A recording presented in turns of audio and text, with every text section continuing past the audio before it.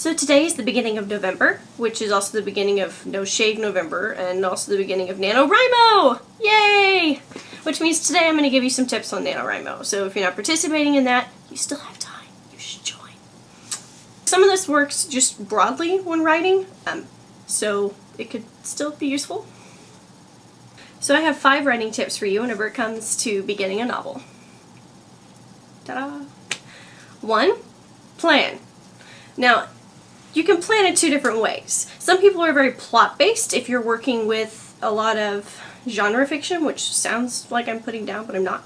If you're working with genre fiction, it's easier to do plot-wise. So you can create an outline, figure out some of the main steps that your characters need to make, like if you need to figure out what the turning point's going to be, just something to be able to get you started. Maybe you need to figure out what the first scene has to be before you really sit down to start writing.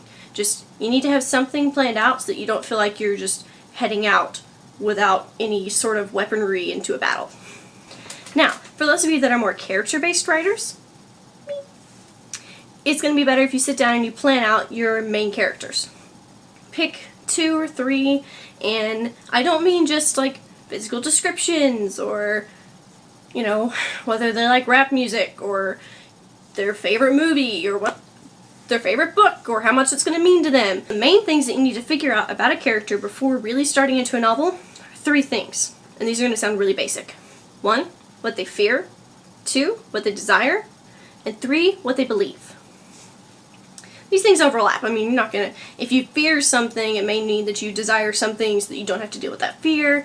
You know, just these things play into each other. But they're the things that really make up and what makes a person become more real. It's not just the personality quirks, it's what they believe that makes those quirks happen. Number 2, know your setting really well. No matter what book you read, place plays a part. It's really important to use that place and use it to the advantage of your character. It's going to help define where they go, it's going to define whether you want to use dialect. If you do, use it sparingly. Dialect is really hard to pull off. It just affects a lot of things, so make sure that your setting and your place are solid, at least in your head. Even with fantasy, sci-fi, whatever else, this has to be especially solid because you're creating a new world for your reader.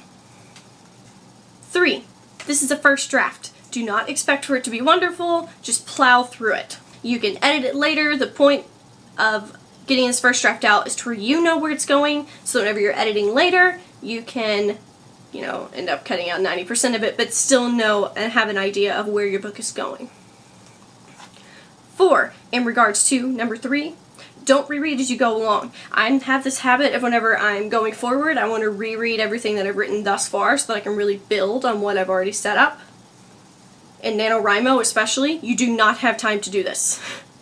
I mean, it's going to be okay for the first couple of weeks, maybe, if you reread beforehand, but when you start hitting 45,000 words and you're rereading, it's taking up more time than if you just sat down and pounded out what you were thinking. And in NaNoWriMo, it's going to be really hard for you to kind of forget what's going on anyway, so don't reread. Number 5, and this one is actually much harder to put into practice than it sounds like it is. Don't be afraid. Take the authority and go with it. It's your story, it's your characters, it's your emotions and your personalities and your thought processes, your imagination that you are putting on the page. Welcome to NaNoWriMo. See you at the end. And next week. Bye!